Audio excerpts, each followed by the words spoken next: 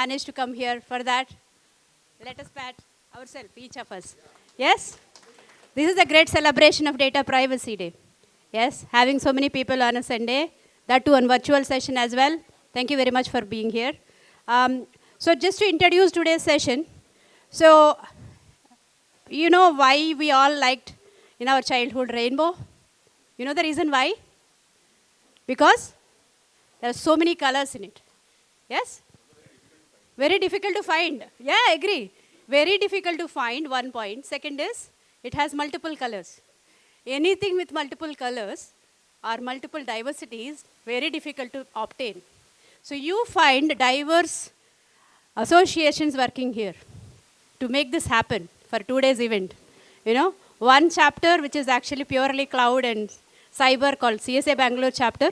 And then we have a pure data privacy arm called FDPPI for India. And then we have a law school joining us, Manipal Law School. And we have NXP Semiconductors hosting us, so which is actually a different, completely from the other activities. And BSpin, who's actually taking care of quality initiatives and delivery excellence activities. So imagine, that looks like a rainbow, yes? It's very difficult to obtain one. And 5 different entities coming together and making this happen as a partner. Not just like I am first or you are first. That's something which is new for here. And for that, let me thank all the supporting associations. So what is that we want to cover? I just want to give a glimpse of today so that you understand how the day is going to go. So we will have fun-filling activities like quiz, which keeps coming every time. And you have a chance to become a child again. Fight for I am the winner, right? You want to be, right?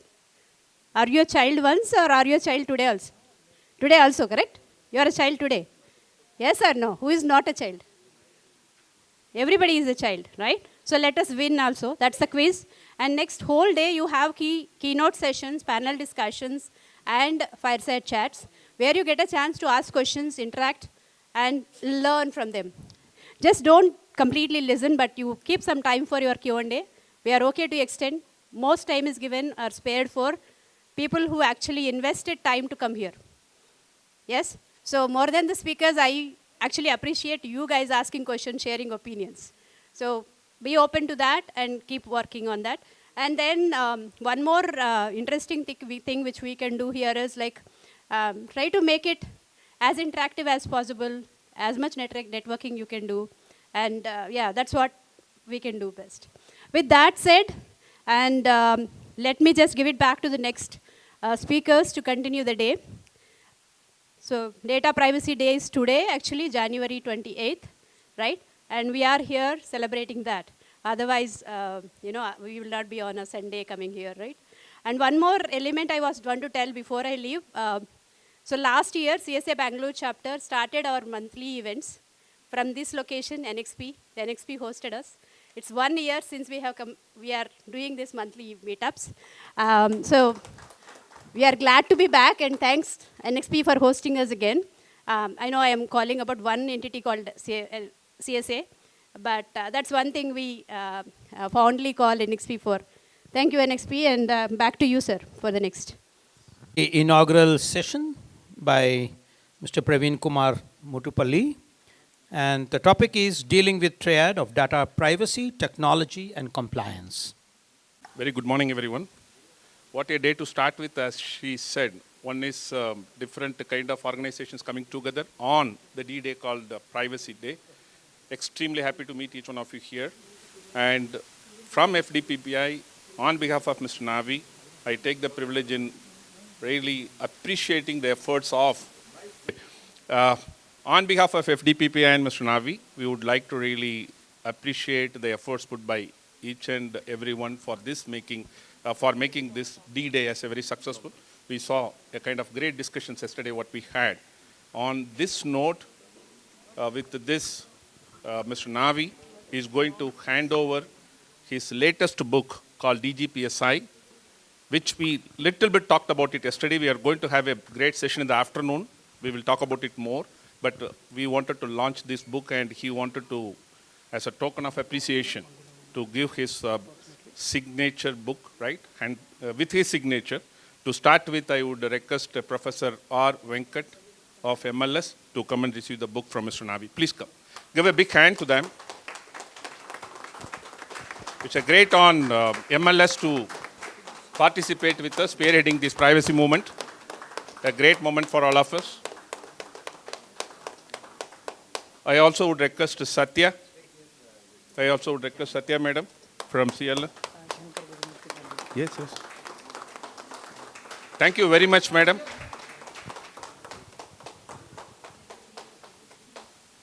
Thank you very much for your efforts. Really appreciate. And I would like to call upon Mr. Shankar Gurumurthy from NXP.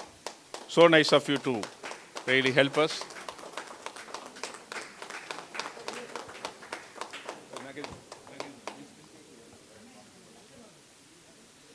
And I would like to request Mr. Nagendra, one of our director of FDPPI, who had really spearheaded the whole event, working closely with all the organizations.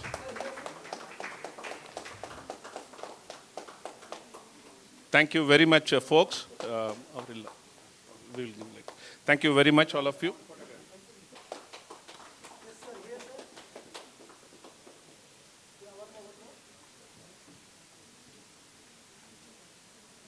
Thank you very much, and have a wonderful day. Looking forward to have a good interactions today. Thank you.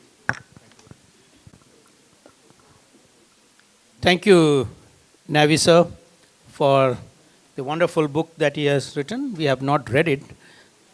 And may I invite Navi sir to felicitate Satyavati.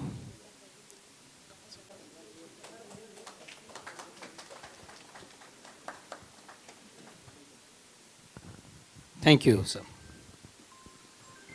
Now, next is the talk by Mr. Praveen Kumar Mutupalli. Morning, everyone.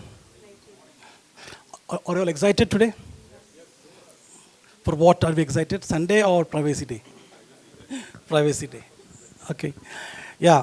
My daughter, when she was 5 years old, she was drawing some greeting card for me on my birthday. And then when I tried to peep in and see, she was just telling, Daddy, privacy. So, 5-year child knowing about privacy, like she didn't want me to peep in. So kids are also knowing privacy very much. And similarly, my son at that point of time, when we didn't have access for television at home, using the artifacts of diagrams and all, nice graph, keeping in the bedroom, putting a like button, subscribe button. So kids are seeing and watching it. I believe it's very important that privacy is one of a key ingredient where we are going through the journey. And today I'm here and I would request you to lend your 20 minutes of time, okay, just to hear about. Okay, a small kind note, you may see in the top, and all my views presented are personal over here. And yep. So why do we celebrate Data Privacy Day? So the main point is it gives a chance and importance of respecting privacy, protecting data, and building trust. So do you think trust is very important? Or no? Absolutely, right? Right, exactly. And trust in privacy is one of the key component. We have been hearing about ethics and compliance in the offices and all, which talks about trust and all. But now the new thing is about privacy, which we need to ensure we adapt to it. Okay? And why do we celebrate Data Privacy Day? So worldwide they do it, right? So here I'm very excited that we have CSA, FDPPI, Manipal Law School, NXP, BSPIN. So all of them jointly, they're doing this. What are they trying to do? So on Privacy Day worldwide, this is what everybody does. Awareness, trainings, knowledge sharing, education, and a community build-up. So it's a very good opportunity for all these forums to make all the communities come over here on this special Sunday, especially Bangalore, okay, where early morning is tough to get up, right? So you all are here to celebrate it, and let's celebrate it and make it a fruitful day today. Okay, so how to deal with the triad of privacy, technology, and compliance? So earlier, many used to talk about security and all, But now, very important point also is privacy. So we have a famous jargon in India, right? Roti kapda makan.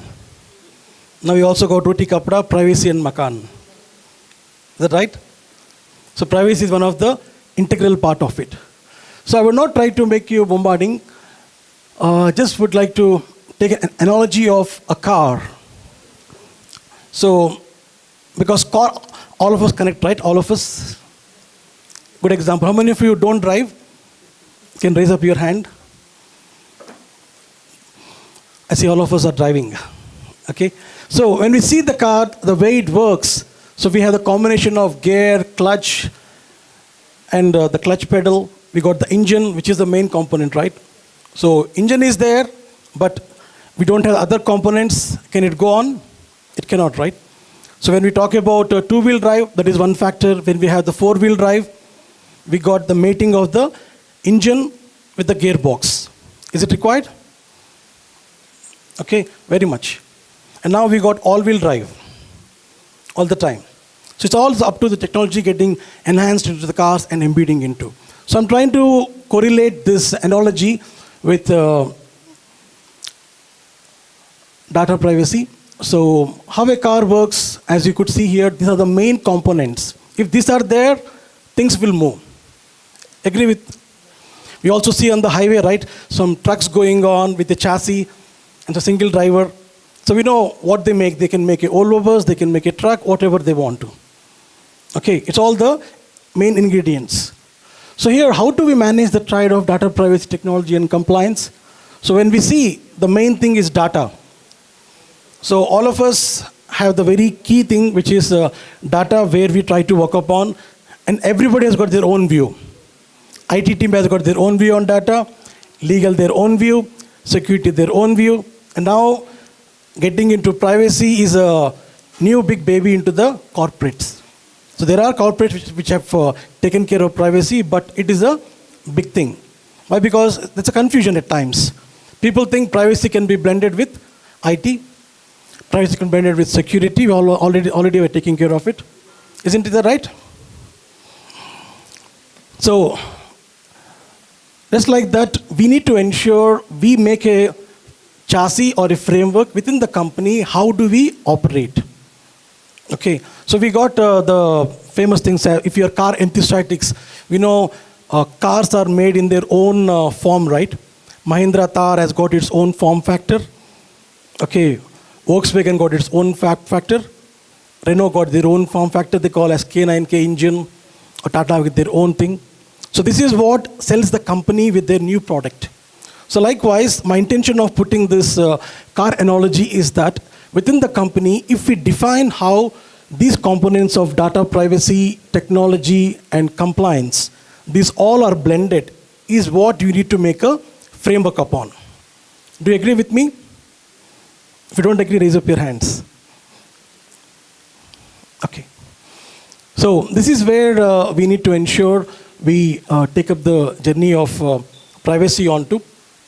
And by the way, how many of you put in efforts in your corporates to bring up this type of framework? Can you raise your hands? I could see a few hands, right? That's good. Okay. Okay. I think the top slide is missing. So let's just drill into the triad of privacy, technology, compliance further.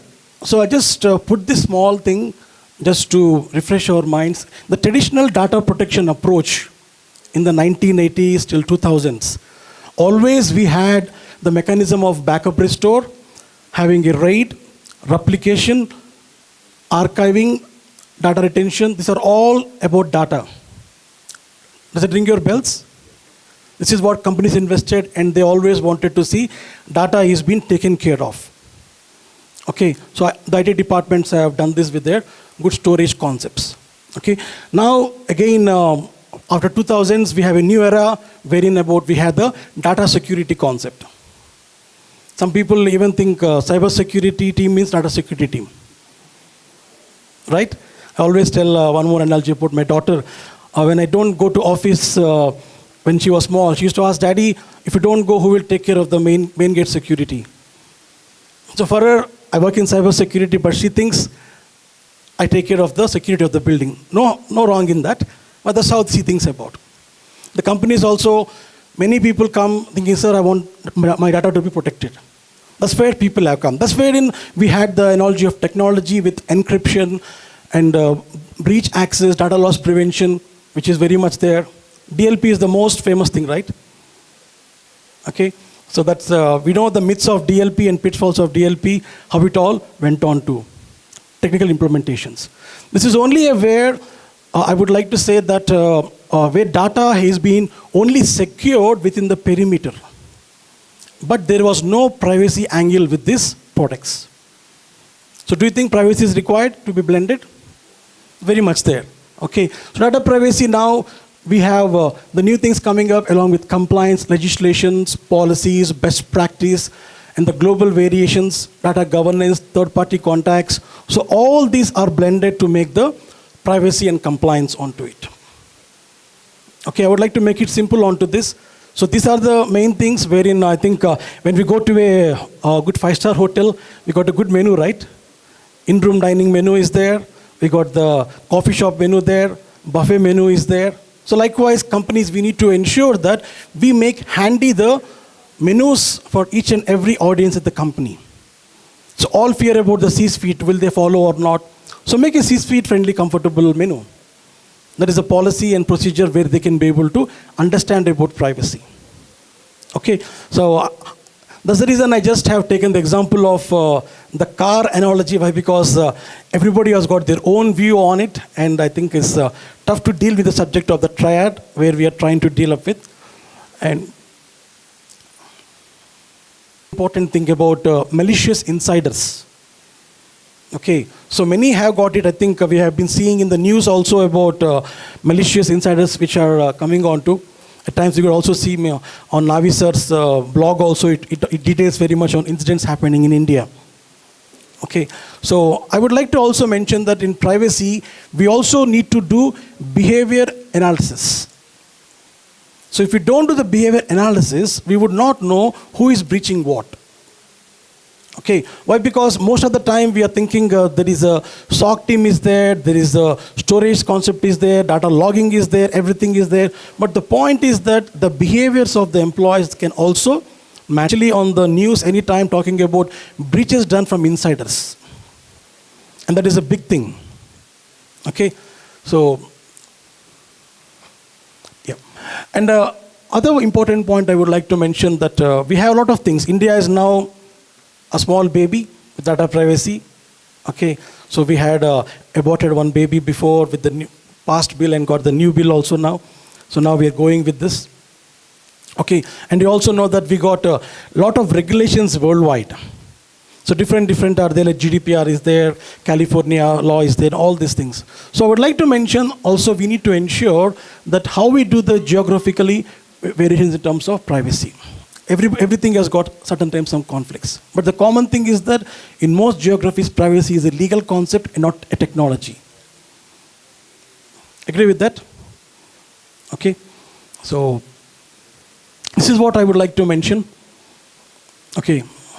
Is my talk okay with small 20 minutes? Thank you.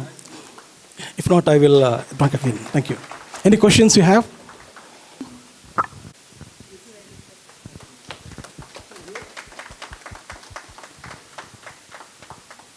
Satya, and thank you, sir. The next talk is on privacy. You heard all those nitty-gritties of what's happening in data privacy and technology and compliance, right? All three you understood, huh? Or some of them. Some of them understood, some of them okay, chalta hai. Right? I know, that happens in classroom. Okay, let's see who wins this prize, right? I'll just keep moving. Whoever raises hand first, and also one more subjective condition, whoever I see first. Okay, so because I don't know, I can't see everybody, right? I'll try to be in a place where I can see you all. Let's see the question. Okay. Enhance customer trust and protect sensitive information. Why? Why that is the right answer? So like we need to have build trust and those for compliance and those things, right? Customers need to come to the company and we need to protect their data. That's why the compliance is needed, not for just speeding up data processing. No. No. Okay.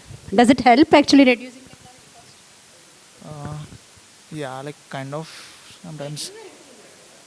Technology cost, I'm not aware. Not aware. Anybody can say whether compliance increases cost or not. Short term, not increases. Short term, it decreases. Short term, it increases. Okay, short term, it increases. Excellent, excellent. Okay, I think we don't have that many prizes, only one. Now we are. One more. Come, one question. Okay, it's only one question it seems, so you only have one chance. Next time, be careful. Huh? Okay. Satya, and thank you, the winner. The next talk is on privacy concerns in an AI age by Mr. Rajiv Panikar. So first of all, thank you very much for giving me this opportunity. Thank you all the organizers here. We have MLS, we have FDPPI, we have CSA, then BSpin and NXP. Thank you very much. So here actually my task is to set the context for this particular event. So I want to take you through a journey. I mean, most of you are privacy implementers. Can I assume? Yes. Okay. So what are the privacy principles? I just want to take you to the fundamentals here. Transparency, yes. Data minimization, purpose limitation. Fantastic, fantastic. So why we need these principles? What is the need of these principles actually? So now the other side we have GDPR, we have India Privacy Act, we have 27701, we have NIST privacy guidelines are there. Okay, so why we need these privacy principles?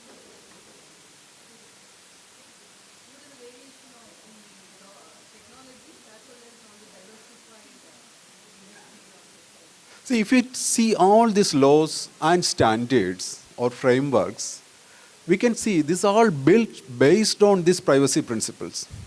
Only difference is they will take it up as individually, or sometimes actually they will take it up combinedly.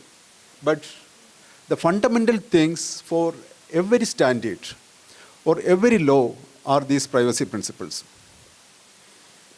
So now why we need a law and why we need a standard?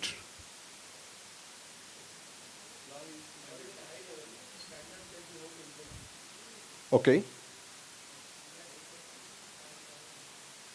The fundamental difference between a standard and a law is standards are built for compliance for the organizations.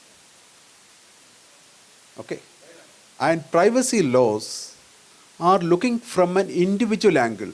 Now, I myself as an individual, whether this organization have that capability to protect my privacy rights.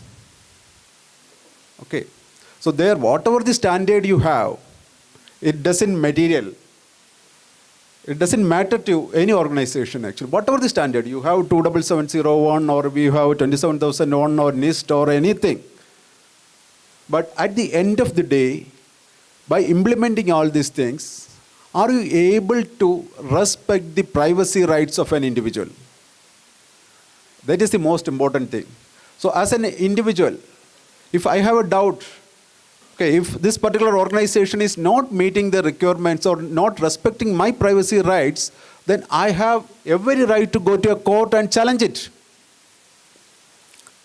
So that is the primary difference between a framework or a standard and a law.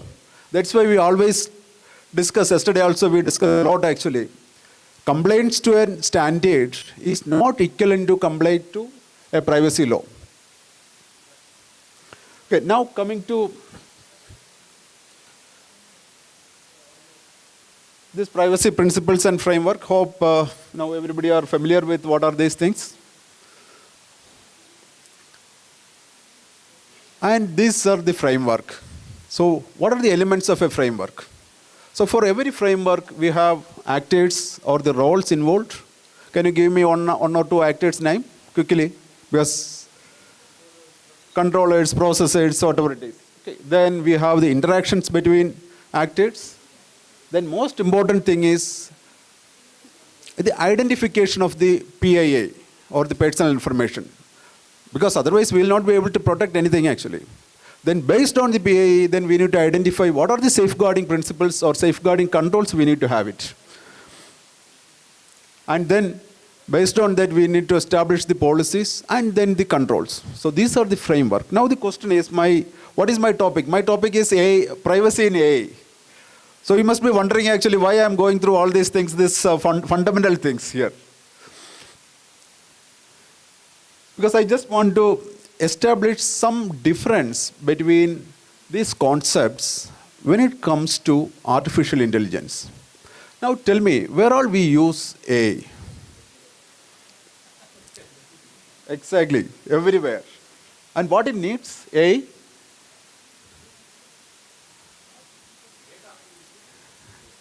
Data. It is all about data, all about managing the data. Right? Okay. Now, can you give me some examples actually where exactly AI will be there? Autonomous vehicles. Anyway, I mean, autonomous vehicles becomes a target for everybody, including for me actually, for this presentation. So, anything else? Language, yes. Factories, WhatsApp, healthcare. What about your at home side actually? You have smart homes now. Refrigerators. Okay. And how AI works in all these things? First is about the data collection. Okay. For data collection, what we need? The sensors, IoT devices or IIoT devices. Okay. Or historians, that what we called actually, I mean the operational technology terms. These are things which collect the information, collect the data for you, and it will process it somewhere else. Okay.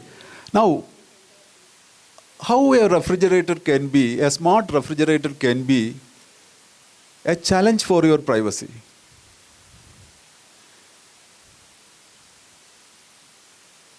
We are all familiar with actually how we manage this data in the organization and everything. Yes.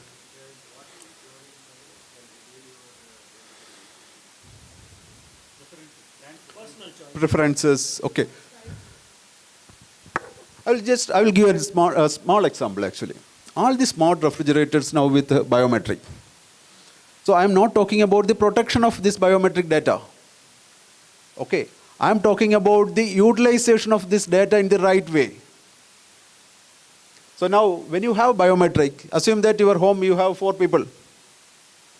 So definitely we have to register the biometric of all 4. Okay. Now your refrigerator is monitoring who is opening. Okay, what item he is taking it out. Okay, what kind of this person is. Okay, this person needs this one. This person needs this particular items. And that profiling is happening. Okay, and where this data goes? So now how we are going to protect it? Think about these privacy principles. What is the first one? Consent. Okay, how we are going to meet the consent here? Are you giving that consent to whom you are going into? To the dealer or to the manufacturer? So that is a challenge. That is the biggest area we have actually. So how we are going to meet these requirements, meet these privacy principles in AI? Okay. So now coming to the car case itself. So I have a few other slides. I mean, I just skipped those things.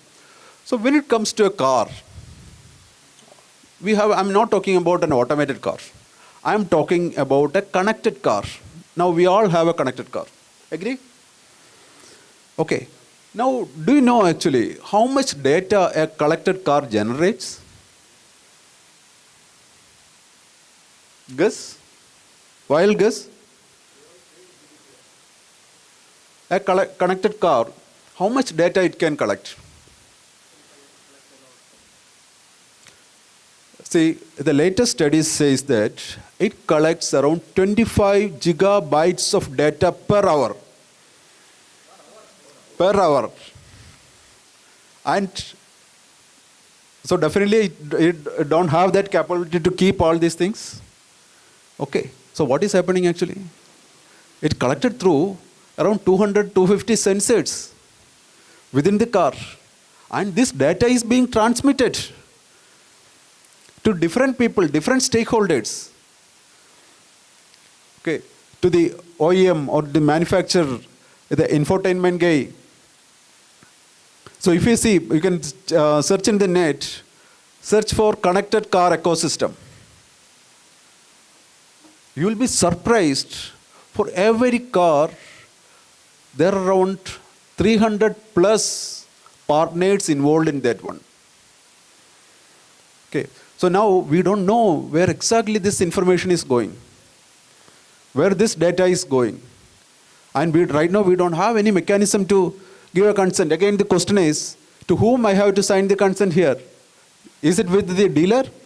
Or is it with the manufacturer? Or is it with the infotainment guy? Now the new cars actually, they are coming out with a feature. They will give you an application. Because that's what actually it is agreed. You will have an application for your car in your mobile.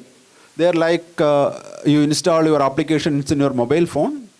That it will give you an interface to connect your car. So there you can install whatever the applications you required for your car. Okay, there you can give the consent. But I don't know actually. I'm still not convinced whether that is really adequate or not.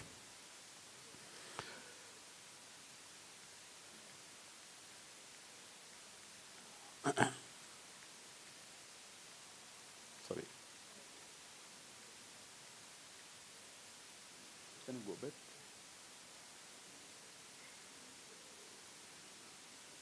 No, a few more slides. I think. Skipped from my hand. Back. Back. Back. Back. Okay. See now, coming to a car actually, so just to give an idea, these are all actually, it works. You have advanced connectivity, you have smart sensors here, vehicle diagnostics, there are full self-driving cars are there, their components, we have more components actually. Then there is a vehicle to everything is also there. The vehicle will speak to everything around you. I mean, everything means it will speak to the parking slot, it will speak to the your fuel stations, everything. Or it will speak to the other vehicles also. Okay, so that's what we call it as a V2V, that is a vehicle-to-vehicle connection or connectivity. Then we have the entertainment systems. So everything is there. And this profiling, this is very important actually. So this is not only for a smart fridge, this is applicable for even for now the Vande Bharat trains also. You have a seat, there you have the infotainment systems are there. You are selecting some movie or something to watch. Your seat number is there.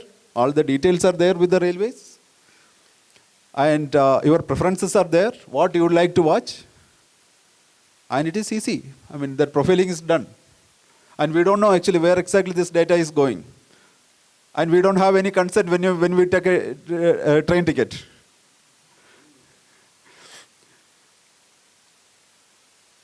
So that's why actually the challenge with not only with AI, all the industry 4 technologies.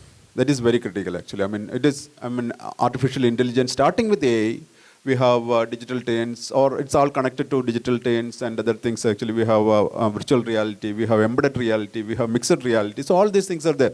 So everywhere we have these challenges. So do you agree to this one? So consent and choice is the most complex process in an AI setup, because unless we don't know the interactions and underlying complexities, it will be very difficult to see where this data is going, because that is one of the primary principles of data security, the data visibility. If you don't have the data visibility, then we will not be able to protect that information.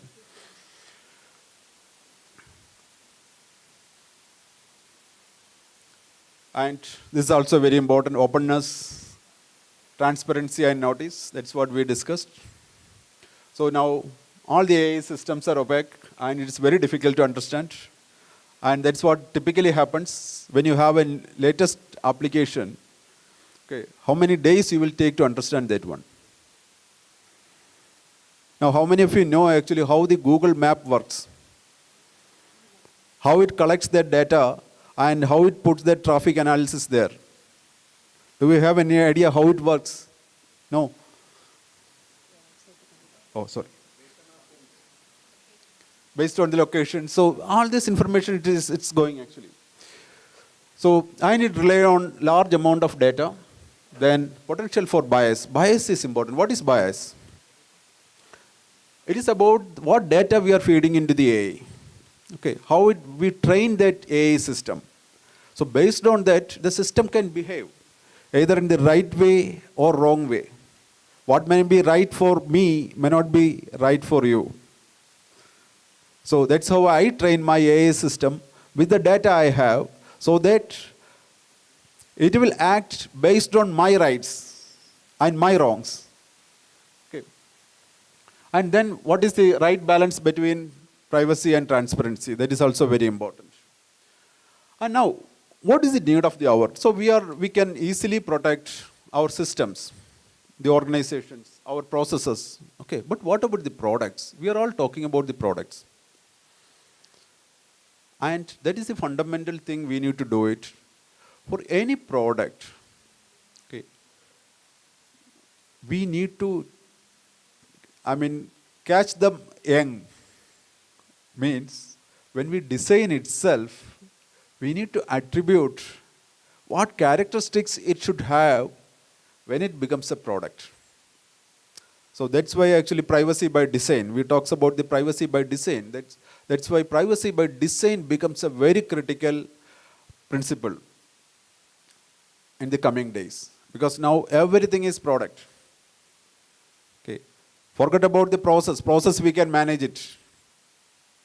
Still, if we have the data visibility and everything in the, especially IT systems and other things, we can manage it. But when it comes to a product, it will be difficult. So now, there are developments actually. It is not like, okay, we will not be able to meet those things. Definitely we can meet. But there are multiple developments happened actually in this field. That is, one of the thing is, there is a standard called privacy by design. So we can follow those things. What are those guidelines and other things for the privacy by design? But it is still at the very infant stage. It needs to go through a different versions. Okay.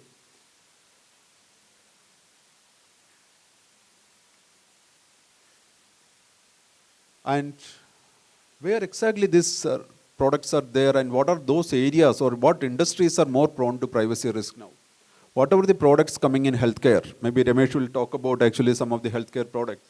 So healthcare, automotive, or railways, aerospace. So we call it as all together as mobility.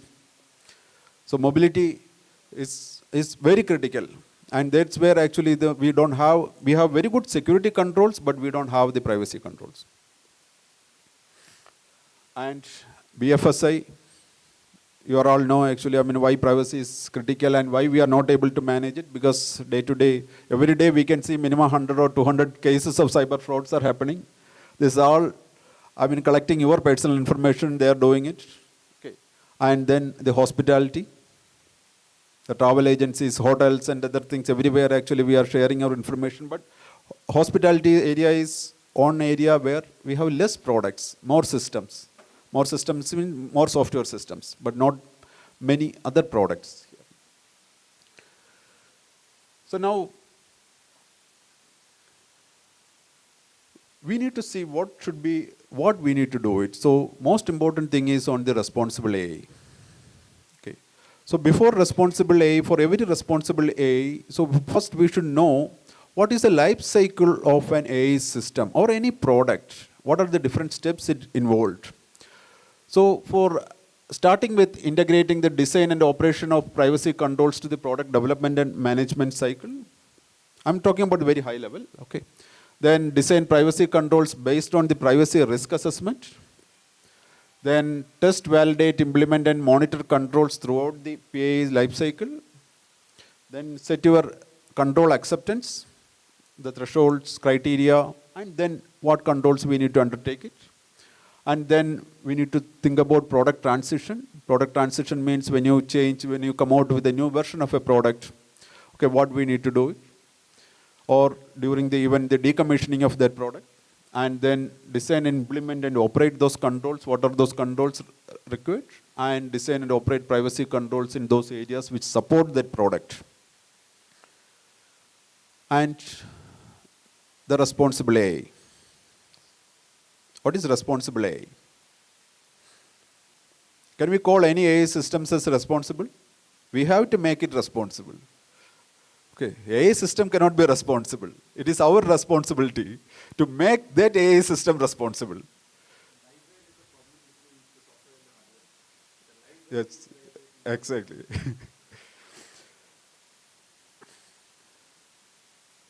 So these are some of the guidelines to make an AI system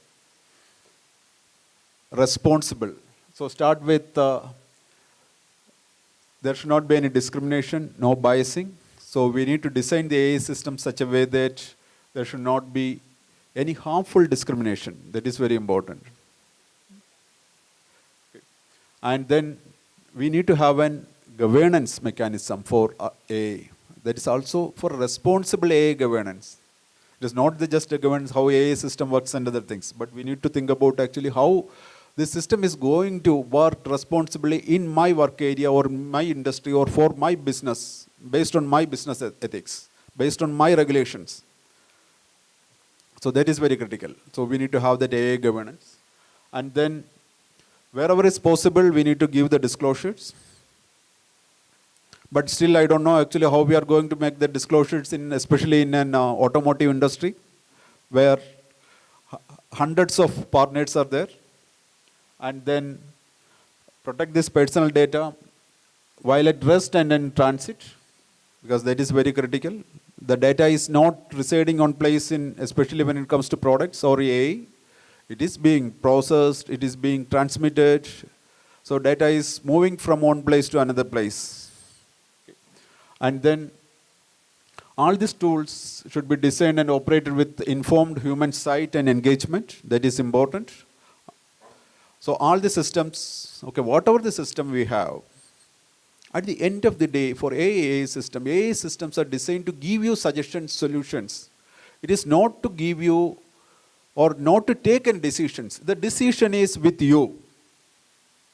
Based on the AI system, whatever the suggestions it gives, it is up to you. You take a decision. That's how the systems are designed. That's what we call the responsible AI. And then, most importantly, alternative review procedures. We need to move away from our standard way of doing the reviews, because whenever the AI system is there, we have the data. That means some of the areas are completely automated. So whatever you are doing the reviews may not be effective now. So you have to find alternative ways to do those reviews. And this alternative ways of doing the reviews also not static. Those procedures also we need to keep in change based on what data goes into the system and how this AI system is behaving. Okay. So that's from my side. So any questions? Yes. Okay. And which is legally binding. You don't need to have a concern. You go and sue today. That's where consumer protections, all these regulations comes across the country of addressing the remedies to individual.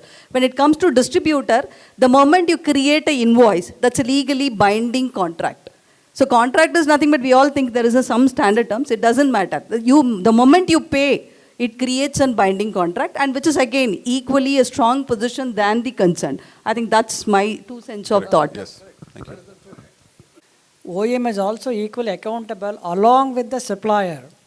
They should also get validate through various mechanism, how best they meet their regulatory requirements as per the business requirements or any kind of a legal requirements. I would say always this accountability lies with the OEM to validate supplier, any kind of a supply chain, entire in their manufacturing process. I would say that.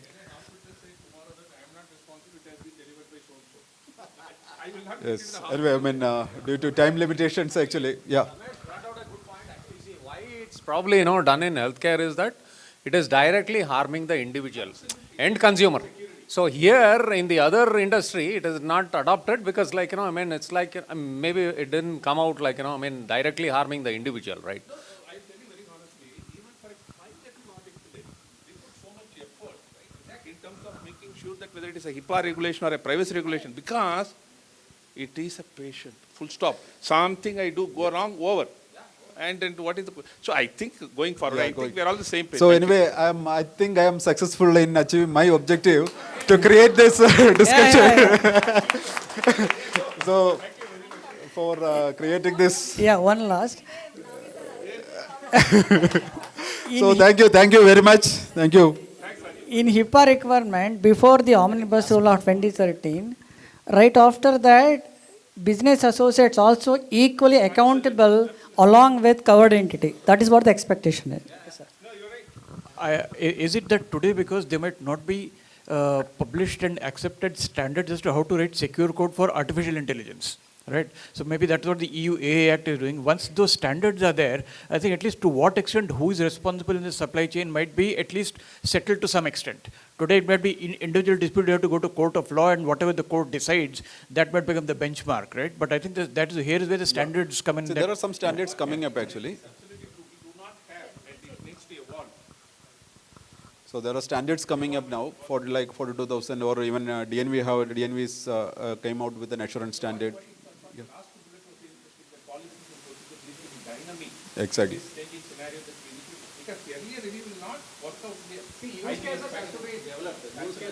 Excellent. For various scenarios. So, and I mean, see, for example, one other thing is that for Indian roads, this thing may not even work. Yes. Correct. See, actually false results. Yes. See, I agree that actually, I mean, lot of work has to be put on actually, I mean, to come to an. Yes. Thank you so much, Raju sir, for wonderful presentation, and I was so excited hearing all the discussion going on. My question is very specific. So AI in today's time, it is mainly the use cases around making the automated profiling for the businesses. My question is around AI being used in the gaming industry specifically to enhance their products aligned to the end users, and gaming products are mainly consumed by the children. So now DPDPA does not permit any automated profiling for children. How the AI based on their LLM is going to be identifying that the data points it is capturing is of a child or of an adult, and going to be not feeding it for an automated profiling if it is of a child data. How are AI going to be intuitive enough to make that decision and stop the automated profiling? That's where actually the concept of responsible AI. Okay, when I say responsible AI, it is the responsibility of that organization to come out with an AI system which meets those legal requirements. Now, in India, if we have a requirement like that, definitely, I mean, we cannot train the AI systems for that thing. Yes. Yes. That is what is going to take care of this.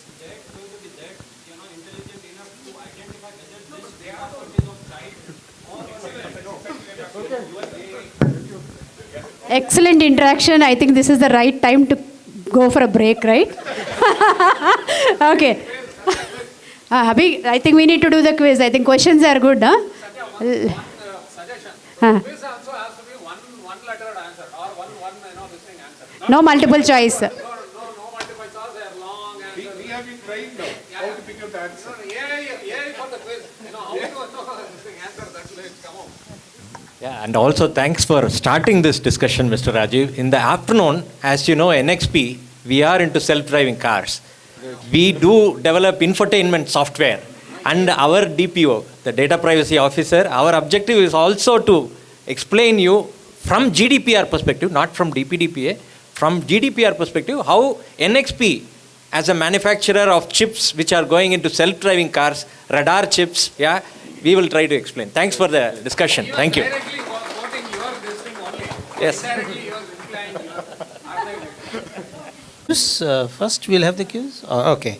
The felicitation, may I invite Mr. Nagendra to felicitate Mr. Rajiv Panikar.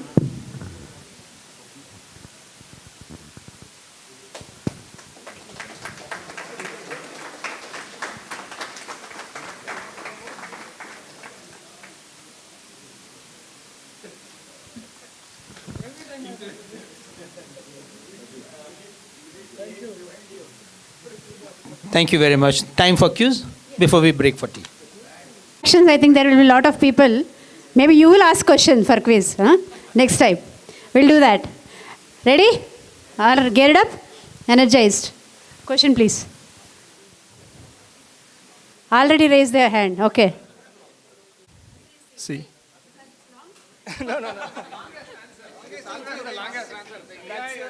That's one of the loophole, but I think if you see organization effectively balance the triad into this, because by integrating the privacy is one of the concern. So if you see into technology design and whatever the Mr. Rajiv discussed, I think all points cover in that area.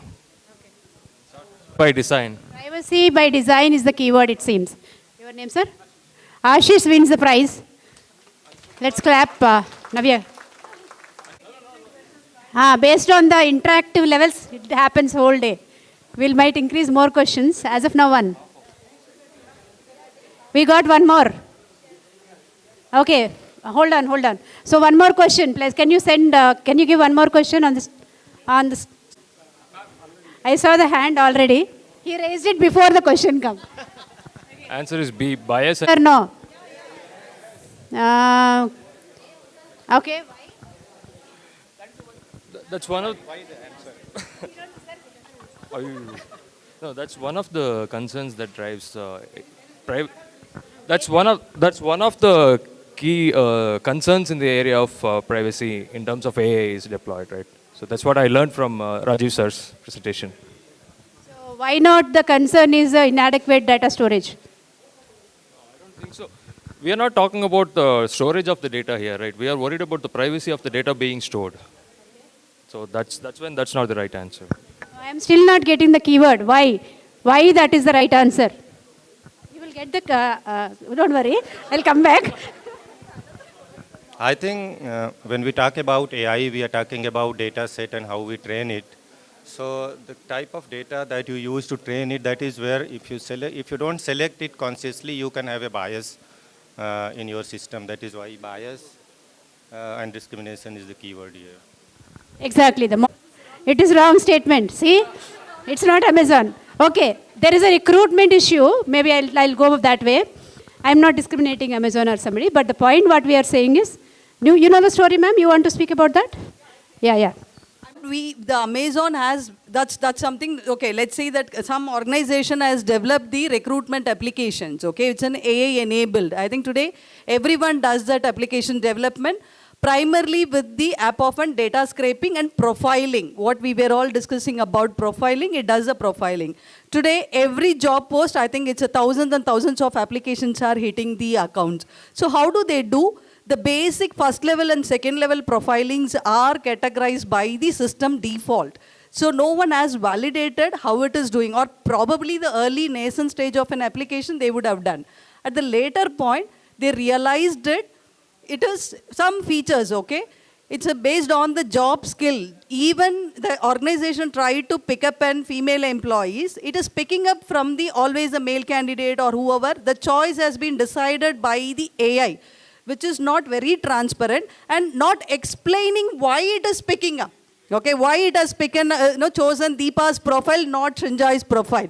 So you couldn't categorize. Probably Srinjai may be more qualified or fit to the job. So this is a difference which has been created. I think later point they have identified their internal system, and I'm not sure they re-engineered again or what they have done. But this was a major issue which came in the public media, especially the early days of AI and the recruitment related apps. Yeah. Use case. Yeah, discrimination. Yeah. This is a case about biasing towards recruitment while using AI. Okay, next, I think we are done with the 2 questions.